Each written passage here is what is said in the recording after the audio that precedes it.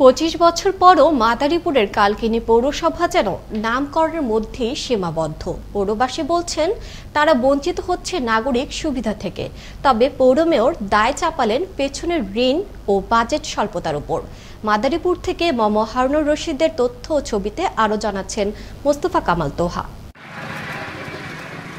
মাদারীপুর জেলার কালকিনি থানার 27 বর্গ কিলোমিটার আয়তনের 47,000 জনগণের কালকিনি পৌরসভা। এ পৌরসভার পৌরবাসী বলছেন তারা বঞ্চিত পৌর সুবিধা থেকে। স্থানীয়রা জানান পৌরসভা গঠনের 25 বছর পরেও এমন চিত্র পৌর এলাকার প্রায় সবখানেই, যেখানে পাকার চেয়ে কাঁচা রাস্তাই বেশি। হয়নি তেমন কোনো উন্নয়ন, নেই সড়কবাতি ও পয় নিষ্কাশনের তেমন কোনো ব্যবস্থা, রয়েছে যত্রতত্র ময়লার ভাগার, মশা নিধনে নেই কার্যকরী ব্যবস্থা, শিশু কিশোরদের নেই বিনোদন কেন্দ্র। তবুও ট্যাক্স বেড়ে চলেছে কয়েক গুণ, দাবি পৌরবাসীর। খালি উনি রাস্তা হইছে এমপি দিছে, মন্ত্রী দিছে, কেউ তো করে না। আর আমাকে এই অবস্থার কতদিন চলবো?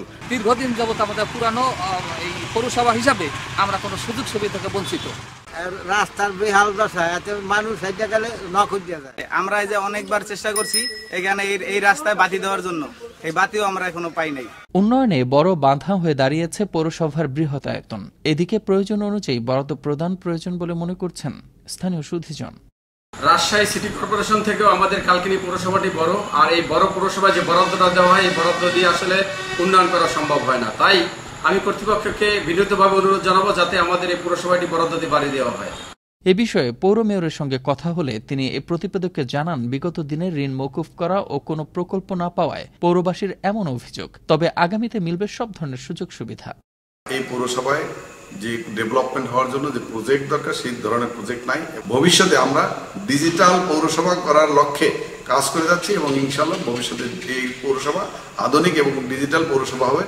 মাদারীপুরের কালকিনি পৌরসভাটি প্রথম শ্রেণীর পৌরসভা হলেও দীর্ঘদিন ধরে আধুনিক সুযোগ সুবিধা থেকে বঞ্চিত পৌরবাসী। এ থেকে পরিত্রাণ পেতে দ্রুতই পদক্ষেপ নেবে পৌর কর্তৃপক্ষ, এমনটাই প্রত্যাশা কালকিনি পৌরবাসীর।